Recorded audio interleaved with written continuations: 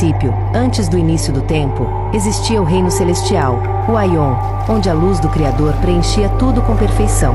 Não havia escuridão, nem dúvida, nem limites. Lá, erguia-se um vasto domínio de harmonia, sustentado por 12 grandes salões celestiais, cada um reflexo de uma faceta divina. Esses salões eram conhecidos tanto pelos nomes que carregavam como pela essência que representavam. O Salão Celestial Leão, governado por Tishei, também chamado de Tribo de Judá, era o coração da realeza e da justiça. Aqui, a liderança era uma virtude suprema, e seus guerreiros, sempre preparados, eram os primeiros a erguer suas espadas para defender o reino. Tishei era um comandante firme, conhecido por sua voz que inspirava e sua presença que trazia ordem mesmo em meio ao caos. Quando a guerra celestial se aproximava, este salão tornou-se o principal bastião, liderando os exércitos na defesa da Porta do Céu. O Salão Celestial Virgem, comandado por Sheshan e também conhecido como Tribo de Naftali, era um lugar de pureza e alegria. Aqui, a essência da criatividade divina fluía livremente, e seus habitantes eram conhecidos por trazerem esperança nos momentos mais sombrios. Sheshan, com seu olhar sereno, liderava seus guerreiros com sabedoria e estratégia, lembrando-os sempre da luz que precisavam carregar em suas missões. Logo ao lado, o Salão Celestial Libra, liderado por Kislev e chamado de Tribo de Acer, era o centro do equilíbrio e da graça. Seus habitantes eram pacificadores, resolvendo conflitos antes que eles sequer surgissem. Kislev era um líder conhecido por sua calma impenetrável, sempre promovendo a harmonia e restaurando a ordem onde havia discórdia.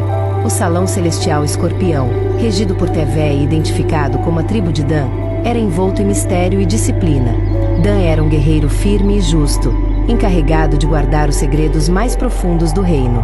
Aqueles que vinham deste salão eram enviados para missões de julgamento e retidão, enfrentando situações que demandavam força e discernimento. Seguindo adiante, o Salão Celestial Sagitário, sob o comando de Shevat e representando a tribo de Benjamim, era conhecido pela bravura e proteção. Shevat era um líder destemido, sempre pronto a erguer seus soldados em defesa das causas mais nobres.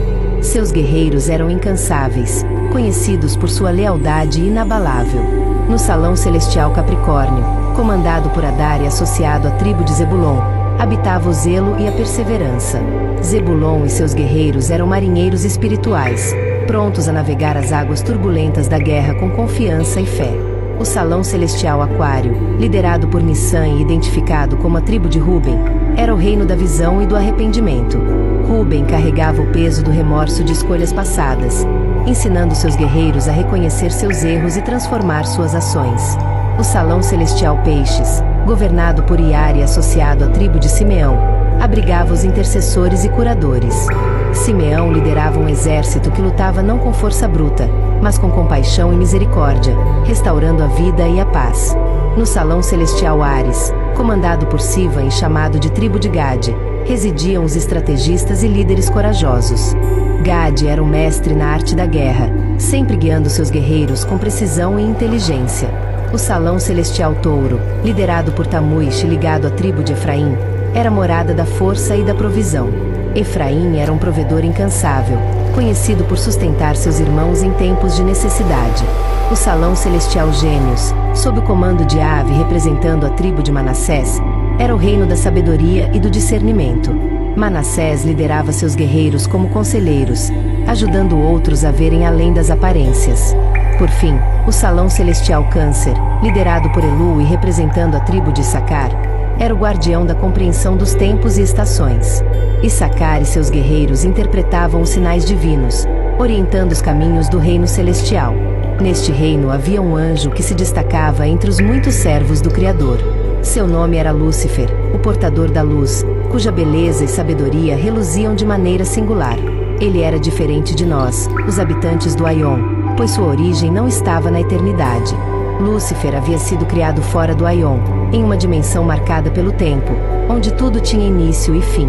Ele não possuía a eternidade em seu ser como os anjos do reino celestial, mas o Criador, em sua infinita bondade, deu a ele um papel de grande honra. Lúcifer era o aferidor de medidas. Sua função era essencial para a ordem do reino. Ele caminhava livremente pelos salões celestiais, indo de um reino ao outro, colhendo os louvores dos anjos e levando-os diante do Criador. Esses louvores eram mais do que simples palavras de adoração. Eles eram a essência do poder criativo do Pai. Quando os anjos cantavam, sua adoração alimentava a própria força do reino, e através desse poder, o Criador trazia à existência os mundos e as dimensões. Era uma função de enorme responsabilidade, e Lúcifer desempenhava seu papel com uma precisão que encantava a todos. Ele era admirado, sua luz refletindo o esplendor do Criador enquanto caminhava entre os salões. Contudo, com o passar dos éons, algo começou a mudar dentro dele. Ao ouvir os louvores que os anjos ofereciam, ao carregar em si aquela energia divina e ao sentir a força criativa que fluía através dele, Lúcifer deu lugar a um sentimento sutil, mas devastador: o orgulho. Ele começou a olhar para si mesmo não como um servo, mas como alguém digno de ser servido. Ao invés de regozijar-se na glória que entregava ao Criador, ele começou a desejar essa glória para si. Pensamentos perigosos começaram a germinar em sua mente. Por que devo ser apenas o portador? Ele pensava. Por que devo levar o louvor ao trono? Por que não posso ocupar o trono eu mesmo? Esses pensamentos foram crescendo, e sua luz, antes pura, começou a se distorcer. Ele olhava para os anjos do Aion com inveja, pois sabia que eles possuíam algo que ele jamais teria: a eternidade. Ele desejava o que nunca poderia ser seu: o trono do Criador, o domínio absoluto sobre tudo o que existia. Certa vez, enquanto caminhava pelo salão de Judá, ele parou diante do trono de Tishei, o comandante desse salão. Tishei, conhecido por sua sabedoria e senso de justiça, olhou para Lúcifer e percebeu algo diferente em seu semblante. Lúcifer, o que pesa em teu coração?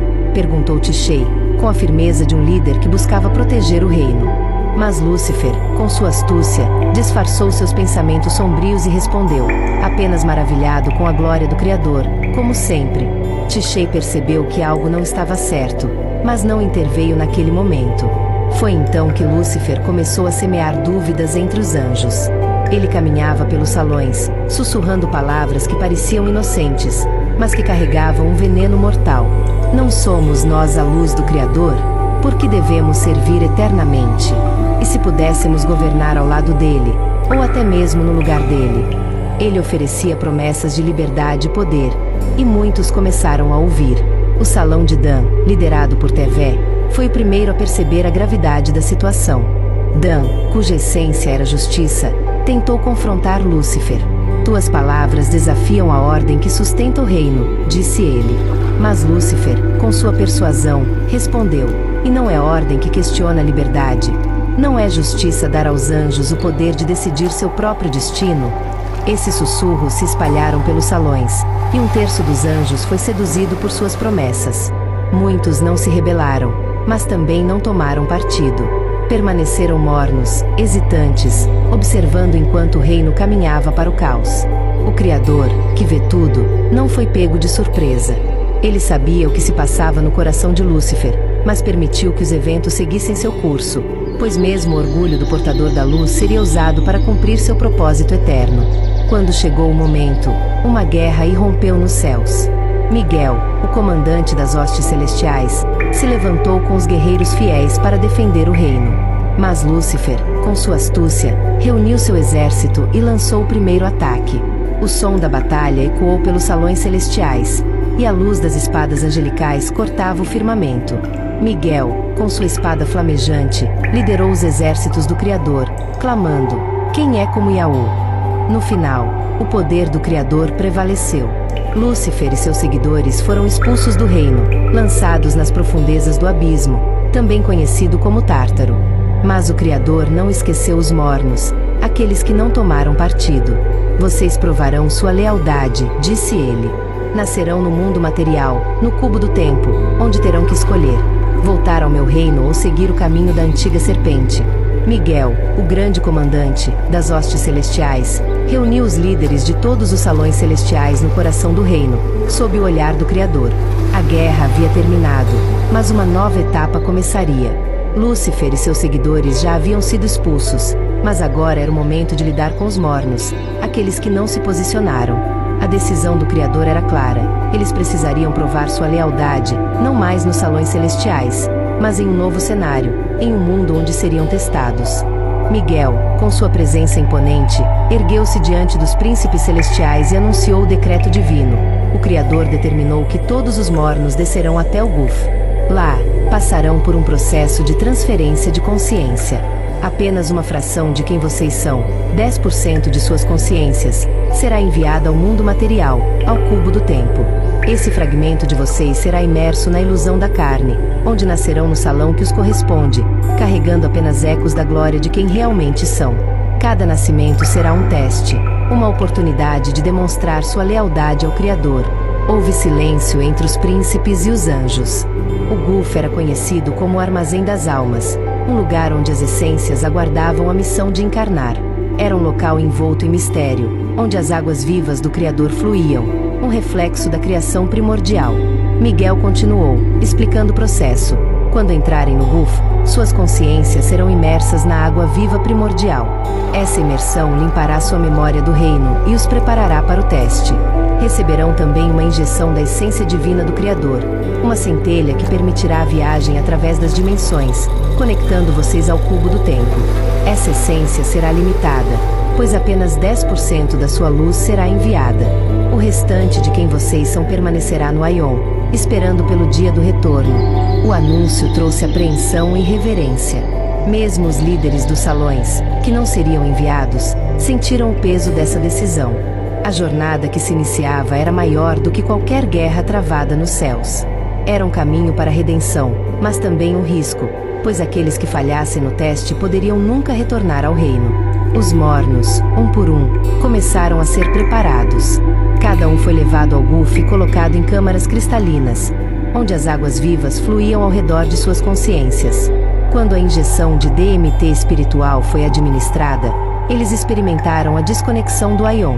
As dimensões do cubo do tempo chamavam, e eles começavam a entrar na realidade limitada, onde viveriam como humanos. Antes que partissem, Miguel falou uma última vez: vocês nascerão sob o salão correspondente à sua origem. O lugar e a função que vocês tinham aqui serão refletidos na sua jornada.